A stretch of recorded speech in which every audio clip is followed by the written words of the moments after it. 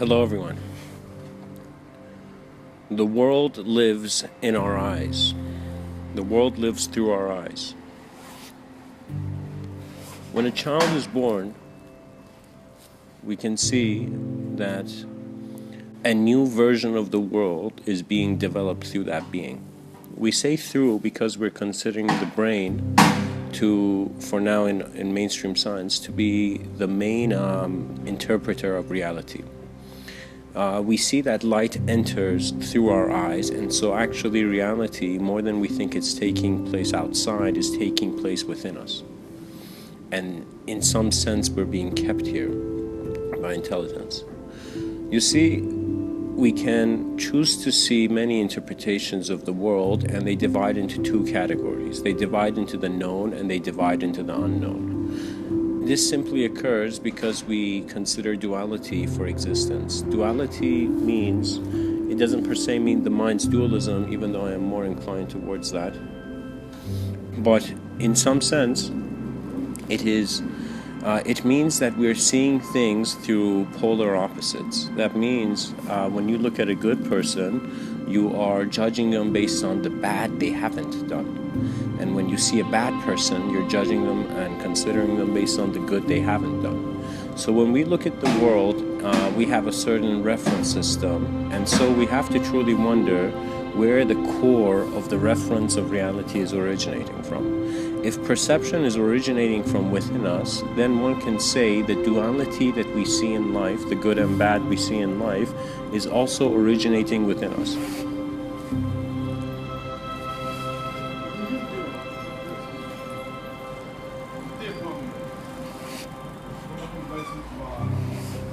The duality can even extend to a point where we can consider the world as a game and ourselves as a player in the game.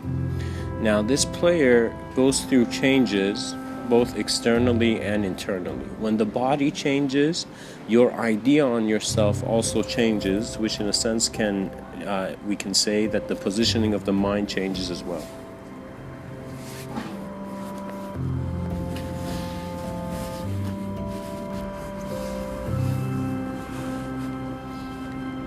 One can say that there is a very interesting difference between human beings and animals in regards to how we contemplate nature's direction.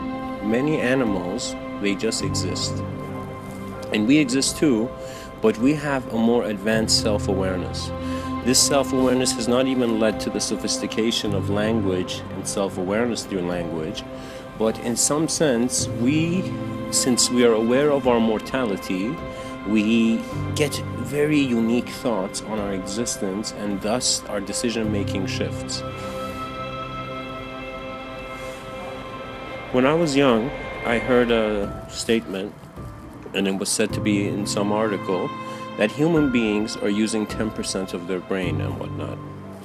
So I wondered, how do we get access to that 90%? That's not being used. And I wondered, as I grew up and matured into different life experiences, I began to kind of consider that what if the 90% cannot be accessed because there is a veil of duality in place?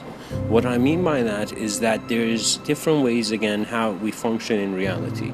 We consider what we see in front of ourselves as known, and what's behind our eyes as unknown. Even if we try to understand what's behind our eyes, we are still utilizing it externally. We're looking at brain scans, neural movement, and all this stuff is again being done outside. So what is truly within us? And so in ancient traditions, mystical traditions, they have kind of categorized it very interestingly. They say that there is an observer and there is the world that is observed. And this is very simple, and in some sense it is common sense. That right now you are listening to this talk, but there is a listener and there is something being listened to. Now the significance of this is that which is listening to what is being heard is not what is being heard.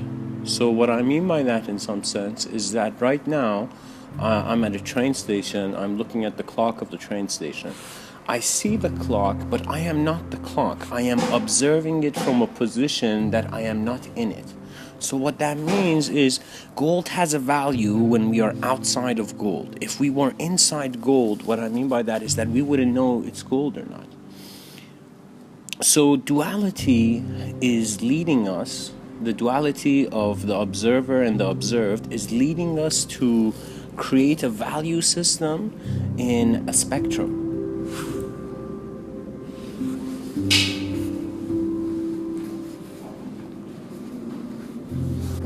Every person functions through an I thought.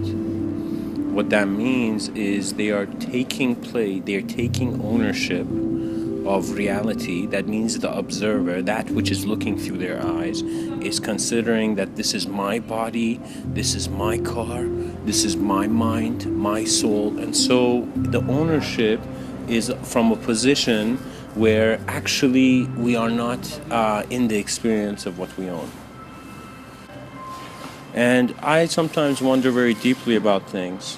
I wonder, what is thought?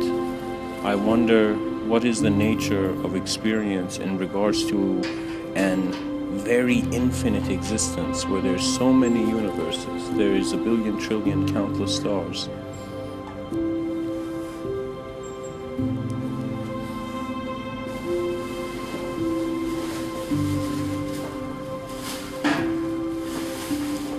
But we are here for a little while. And so I even have wondered why our eyes are positioned in the way they are. And so of course there is an evolutionary explanation of why the eyes are where they are. But at the same time, I wondered, why aren't the eyes hovering above us, above our heads? Why is it in a first person reality, not like a video game where it's like a third person view? We see others in third person view, but we see ourselves in a first person view unless we look at the mirror.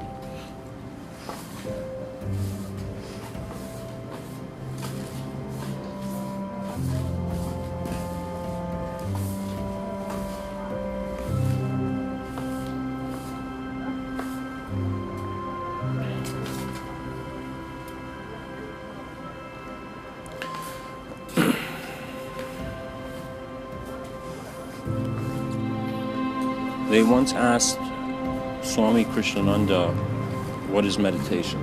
This man who is very self-aware.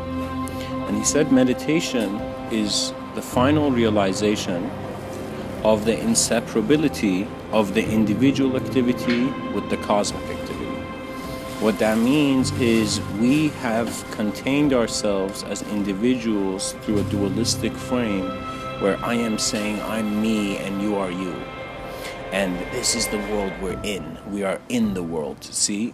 But in regards to deep meditative practice, it goes to a point where you see you're not just in the world, you are the world.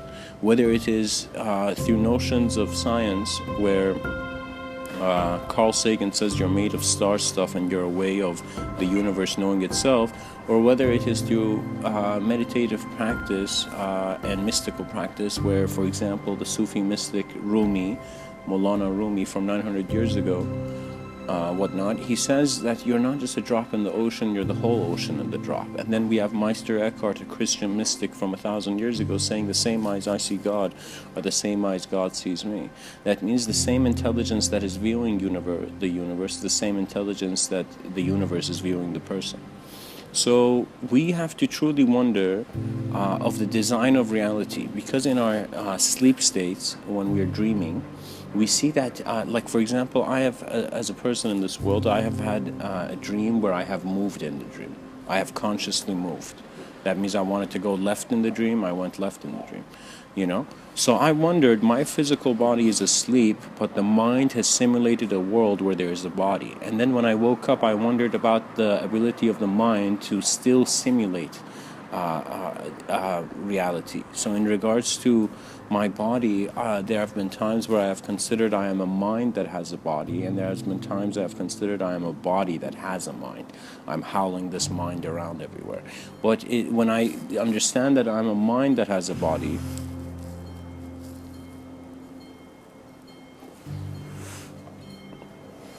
The intelligence works very differently.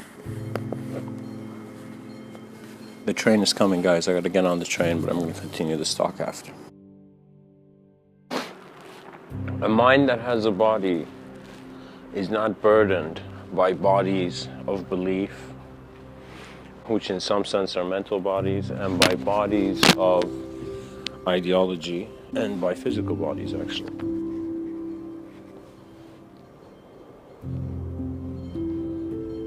You know, it is not a little thing to realize the birthright of the clarity of existence to be here.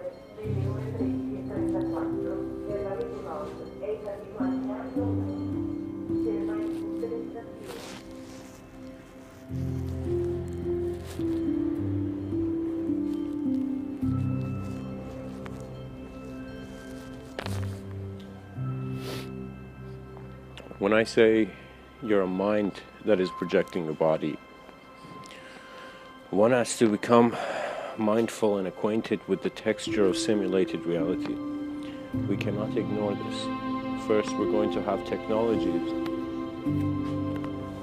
that will create virtual realms so indistinguishable from reality that, I don't know, people like Elon Musk say, so there's a 1 billionth chance it's a simulation of all of existence.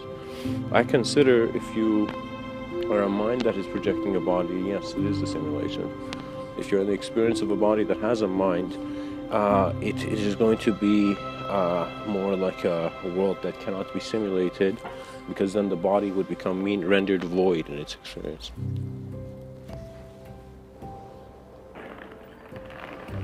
Simulation is a very interesting concept. One can see the inspiration of the Sims game from it. The importance of consciousness is in regards to its mental texture and its physical material texture, which are in some sense interweaved. One cannot ignore causality as it occurs through a present moment. So one can say all simulations bow down to a present moment where they're allowed to be present. The allowance for presence is very huge, and many people take it for granted. Many people right now desire material things, rather, and in some sense, they're trying to strive for material realities, better material realities. Like so many people want to be millionaires, you know. At the same time, there needs to be a remembrance of a gratefulness of an existential presence. That means some people want to be present in a mansion, but some mystics and Himalayan yogis, these guys want to be present as a conscious moment of existence that is no longer bound by its unconscious. You see, we can say that the human being is a very interesting creature. It's a natural, developed phenomena, but it seems to be functioning over a certain programming. So the experiences we go through, in some sense, dictate the programs which we abide by. So a person is born in a certain religious context, and so their faith and their interpretation of reality is through that. Someone else is born through a scientific lens, and what I mean by that is that they're in an environment where scientifically they're considering existence and reality. And so reality is originated in that way for them.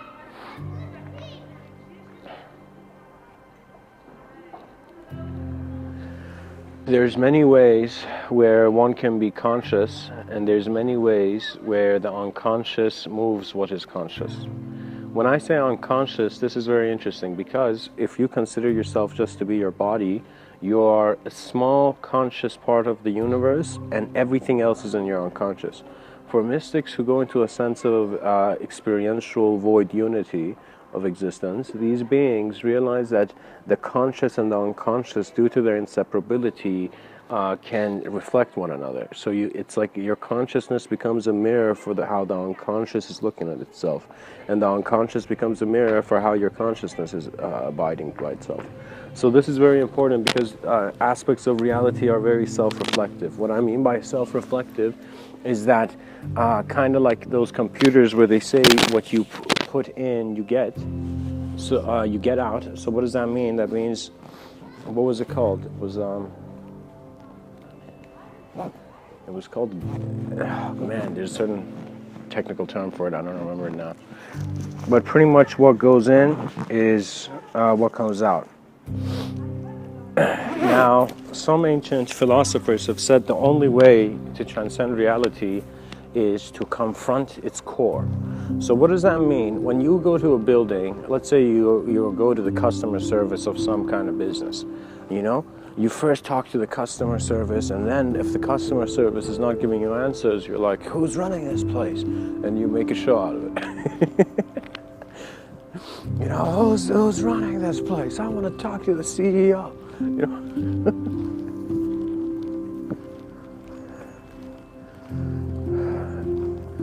So if you're in a simulation, constantly moving to find the truth of it, it's going to be a step ahead. Only believe it or not, it's kind of ironic. The truth seeker, when he stops seeking for the truth, when he stops seeking is the truth.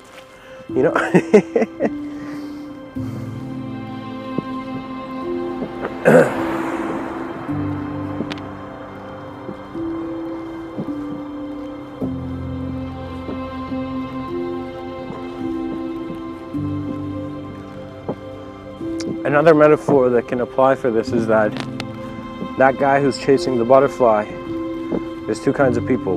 One who's chasing the butterfly, and he's like, I can't catch this butterfly, And then there's another person who just sits still and silent among the flowers and sees a butterfly lands on his or her forehead. So what I mean by that is that you can either run after truth, or you can be sincere and in the humility of just being present, have it approach you. Sri Ramana Maharshi has said that when you're silent, this wisdom, this enlightening wisdom, it follows you. And if you don't constantly run for the next thing, you see the things that you wanted before can have a time to catch up with you.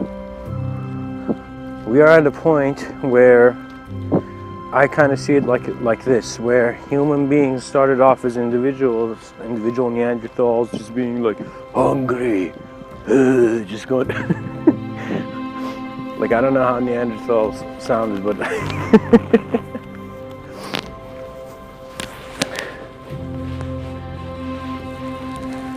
but pretty much my idea is we began with individuality. As we developed language and self-awareness through language and localization of individual points and able to consider them, we in some sense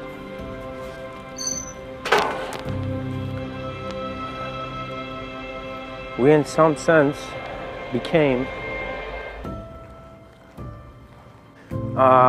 we went towards a collective sense of existence. Individuals first, then tribes, then societies, and so forth.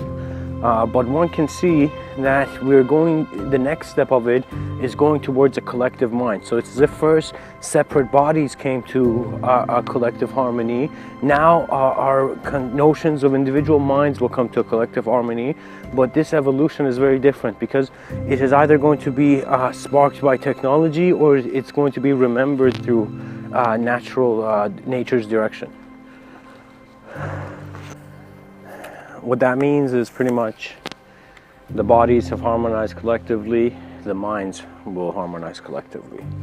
That means we will start being beings that are going to discover our bodies moving as one mind. Now, people who choose to see the concept of soul, or in Italian you would call it anima,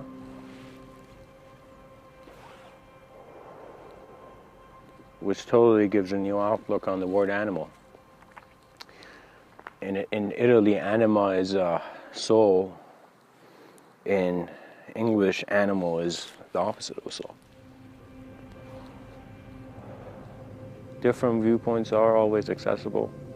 My point is that we're going to embrace collective existence in a way that has never been before, because it's going to be of a mental, experiential stature. Its quality is going to be mental.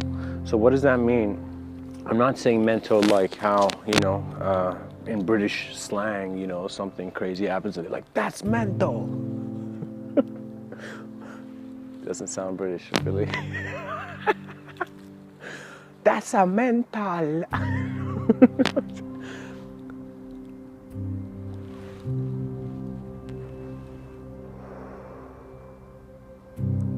I'm going to be honest, guys.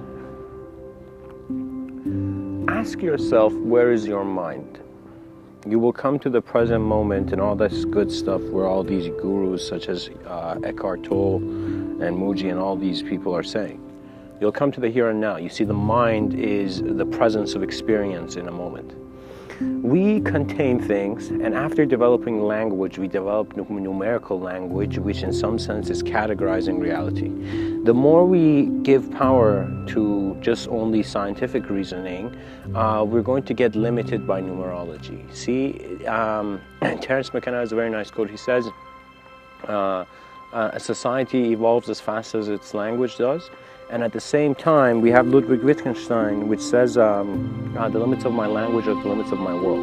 So I find that all fields of study must go looking within, which means looking at how their language of origin is creating a definition. So these words I'm using, in some sense, I'm just accepting definitions and placing them in certain sequences to communicate. But when you look very thoroughly at the definitions, you begin to at first see a multidimensional perspective, then you get to an empty perspective. So when the truth seeker is actually seeking for truth, it's going to open up experientially to multidimensionality, then existentially it's going to open up to the void. What does that mean? That means, I'll give you an example. Let's right now create the simulated idea of a yogi.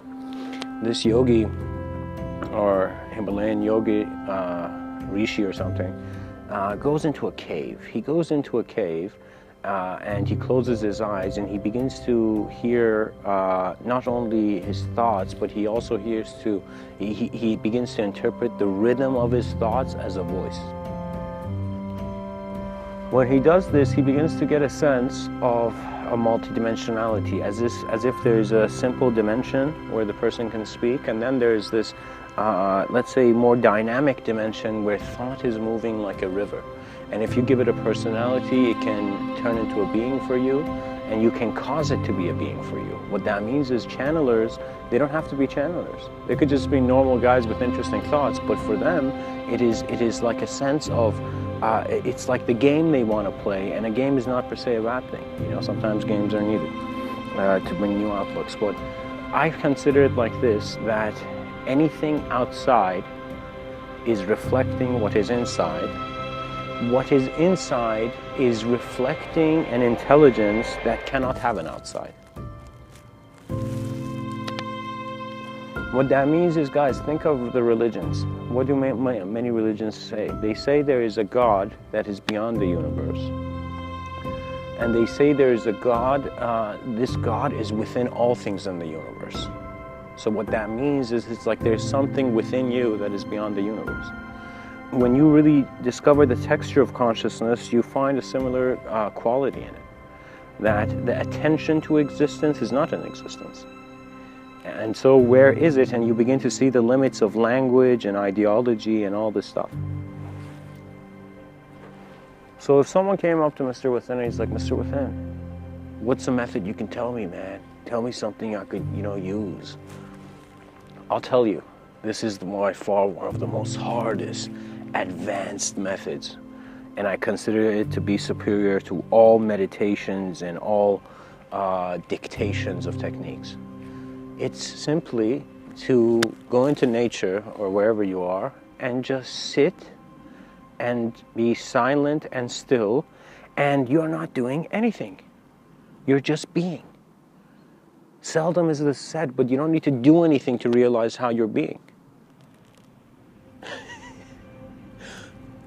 And you at first sit down and you're silent and still, and then your mind, like the ripples of a pond where you've thrown rocks in, once the rocks are stopped being thrown in it, it begins to settle.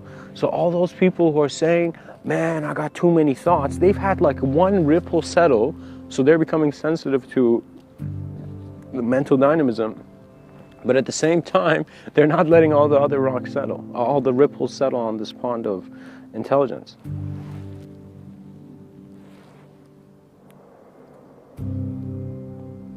So pretty much what I'm saying can be summed up in this Zen story. This guy is trying so hard to cross this river, and he's walking by the riverside, and he's like, gosh, where's this bridge? Where's this bridge? There's no bridge. You know, the guy's freaking out and he's really trying to get to the other side. Then he sees there's this wise sage, one of those old Zen sages where their eyebrows are covering their eyes. They're so old. And so he sees the sage and he says, "Sage!" And the sage is like, "Yo, what up?" He says, "Sage, how do I get to the other side of the river?" And the sage slowly moves his eyebrow from his eyes, his eyebrow hair from his eyes, like he's pulling a curtain. And he looks at the guy and he says, "You are on the other side." And seriously, he says, "You are on the other side."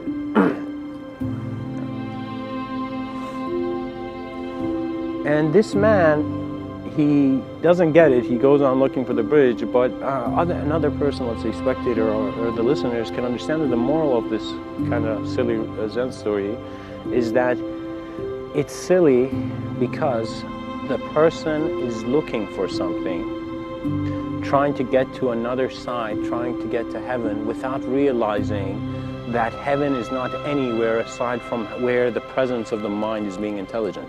So in some sense, in Zen, the person trying to find something, it is where he is trying to find it. It is where he's trying to start to find it, you know. So what that means is your origin point is actually the origin of intelligence. And so once you realize this, something very profound happens. You know, I've talked to some people and they're like, "Man, that person's my enemy.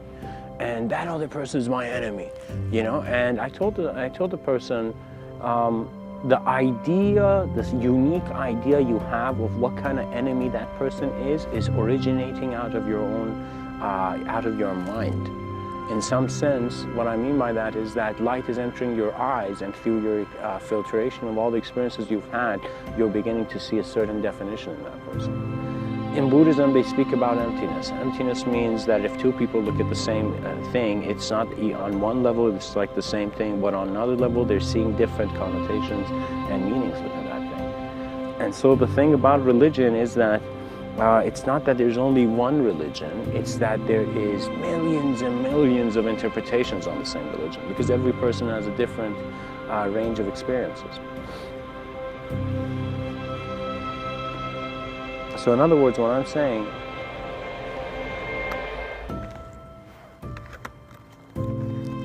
is that life transcends duality. Because from the very beginning, it is observing it from a non-dualistic state. So what happens when you become silent and still, aside from the metaphor of the ripples of the pond settling?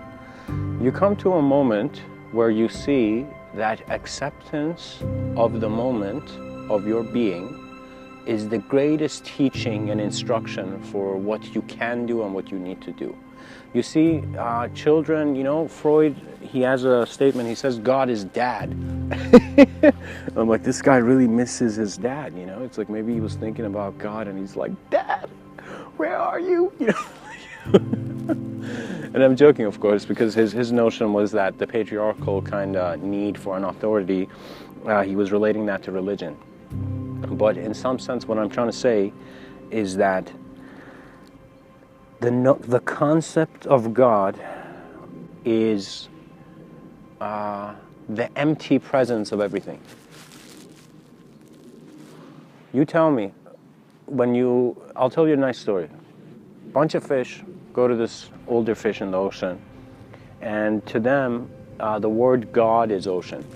So these fish go to this wise sage and it's like, "Show us God. What is God?"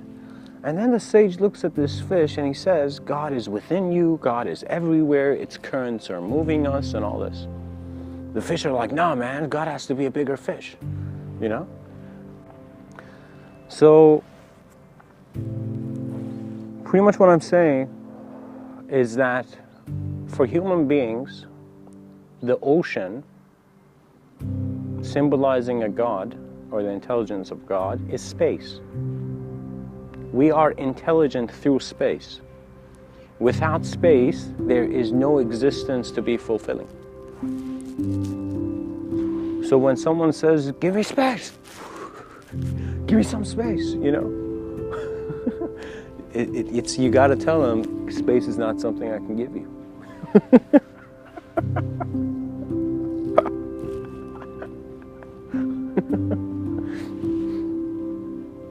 Which in some sense is very kind of, I laugh at the way I said it, but in some sense there have been many seekers of truth in mystical traditions, especially Vedic culture, where they've gone to enlightened gurus and they're like, show me God. And the guru's like, God is not something I can show you. And then the whole fish story. So what I want to tell you guys is that you are a certain design of nature. You, like many animals on this planet, are moving with nature's direction, whether you like it or not, whether you interpret it or not. Nature is happening. Now, the main distinction between other animals and the human being, aside from us not being as hairy as our ancestors,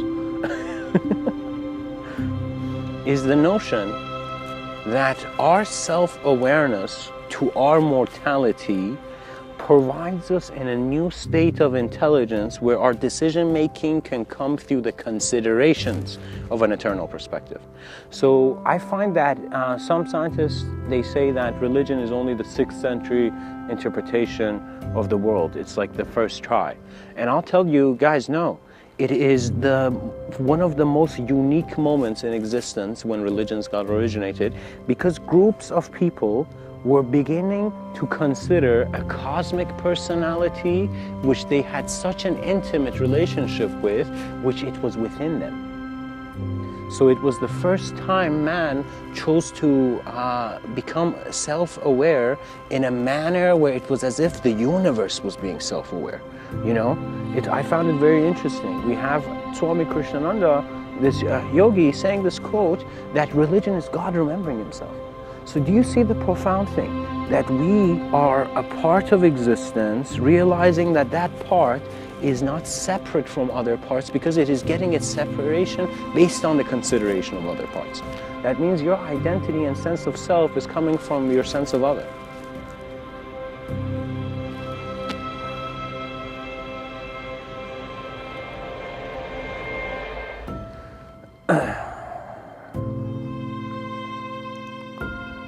I want people, I'll be honest, I would really love to see this, that a new renaissance occurs, that all fields of study begin to realize that multidimensionality is a self-allowance.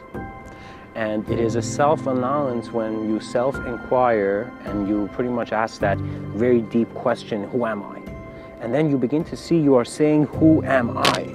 And you begin to see your person physically is existing, but you have an abstract notion of your own identity, which you say, my mind, my body, my soul, my truth, my religion, my science, my blah, blah, blah, blah. You know? So what I'm telling you is that our ownership of individual reality separates us from our collectivity.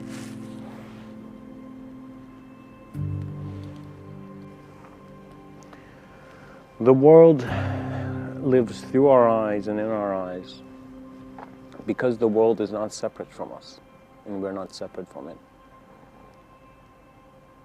One can say long ago, when a very unique man raised his staff towards an ocean and the ocean opened, it wasn't the ocean that was opening. It was the intention of an individual being so clear to the collective that it occurred.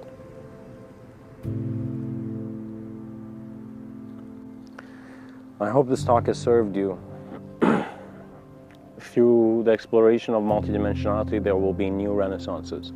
We will begin not only exploring physicality, but we're going to explore the mental states of reality and realize that it will transcend our languages.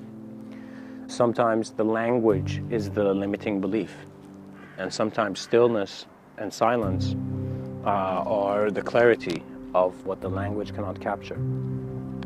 Language is a simulated realm because it exists in attention. And attention is not owned by body. It is the presence of universal intelligence. It is how the universal sector is breathing through us. I hope this talk has served you. Much blessings and namaste.